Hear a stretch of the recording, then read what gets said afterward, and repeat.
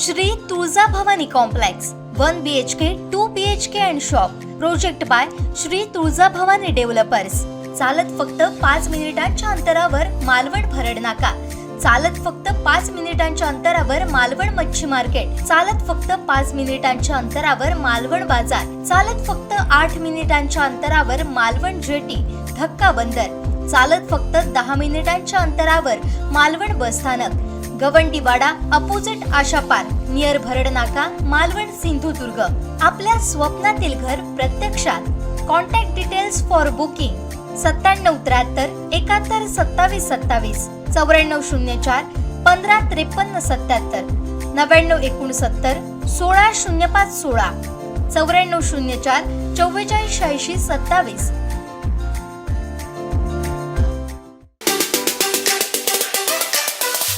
आपल्या देवगड तालुक्यामध्ये याची 100% अंमलबजावणी व्हावी हा माझा हेतू आहे. आणि त्या दृष्टिकोनातून जो काही फायनल जी यादी येईल, जी काय फायनल यादी लोक निश्चित करतील, त्याच्यामध्ये जे 1 क्रमांकाचं जे गाव असेल ज्यांनी सर्वात जास्त फॉर्म भरले असतील आणि सबमिट करतील, त्या पहिल्या क्रमांकाच्या गावाला मी माझ्या वतीने 25 लाखाची विकास निधी देईन. त्याचबरोबर दुसऱ्या क्रमांकाचं जे गाव असेल त्याला मी 15 लाखाची विकास निधी देईन. आणि तिसऱ्या क्रमांकाचे गाव असेल त्याला माझ्या वतीने 10 लाखाची विकास निधी देईन. आता आपण सगळेजण हे मी का करतोय, कारण का आपल्याला आपल्या गावातल्या ज्या भगिनी आहेत त्यांच्यापर्यंत ही योजना व्यवस्थित पद्धतीने पोहोचवायची आहे आणि त्याबरोबर गावाचाही विकास करायचा आहे.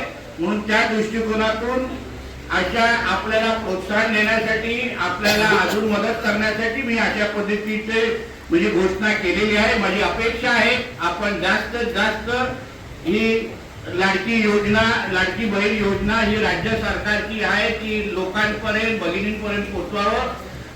माझ्या बरोबर बसलेले जे अधिकारी आहेत ते आपल्या संपर्कात असतील.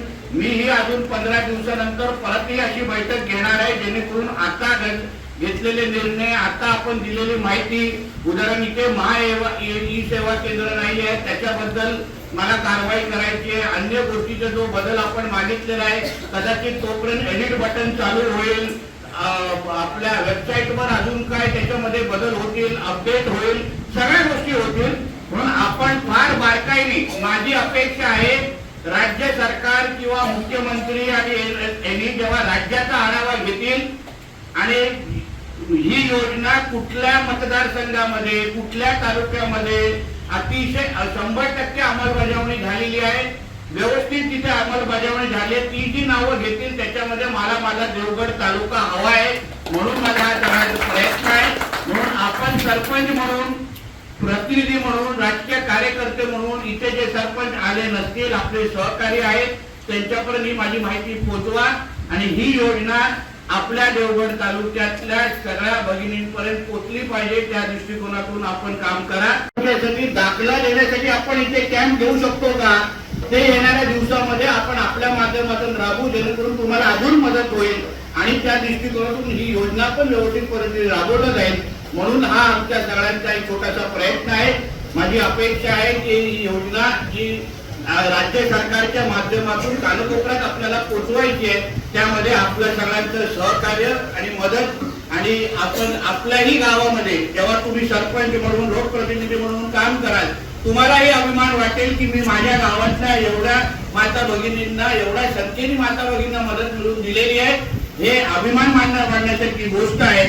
म्हणून ह्या गोष्टी, ह्या सगळ्या बाबतीमध्ये अजून 15 दिवसानंतर आपण परत एकदा भेटू. परत एकदा संबंधित अधिकाऱ्यांनी माझ्या सूचनेनुसार आमचे प्रांत कणकोलीतून आलेले आहेत आणि अन्य संबंधित अधिकाऱ्यांनी जे आम्हाला सहकार्य केलं, माहिती दिली, प्रश्नांची उत्तरं दिली, त्याचबरोबर आपण सगळेजण जे देवगडच्या कानकोपऱ्यातून इथे आलेले आहेत, आमचे पत्रकार मित्र जे इथे घडलेली घटना, प्रत्येक गोष्टी जे जनतेपर्यंत पोहोचवतील, ही योजना अजून प्रभावी अंमलबजावणी करण्यामध्ये त्यांचाही मोठा हातभार लागेल याचा माझा विश्वास आहे. म्हणून आपल्या सगळ्यांचे मनापासून मी आभार मानतो.